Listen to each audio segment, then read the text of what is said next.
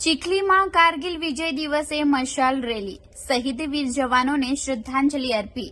ચીખલી ભાજપે ગુરુવાર સાંજે બગલાદેવ મંદિરથી મશાલ રેલી યોજી વિજય કારગિલ દિવસે માતૃભૂમિ રક્ષણાર્થે પરાક્રમ કરનાર વીર શહીદોને શ્રદ્ધાંજલિ આપી હતી. રેલીમાં ભારત માતા કી જયના નાદ ગુંજી ઉઠ્યા હતા. 26મી જુલાઈ 1999 દેશવાસીના હૃદયમાં યાદગાર ક્ષણ છે. આ દિવસે ભારતીય સેનાએ કારગિલની પહાડીઓ ઉપર પાકિસ્તાની ઘૂસણખોરોને પછાડી વિજય મેળવ્યો હતો. કારગિલના સૌથી ઊંચા શિખર ઉપર રાષ્ટ્રધ્વજ ફરકાવ્યો હતો.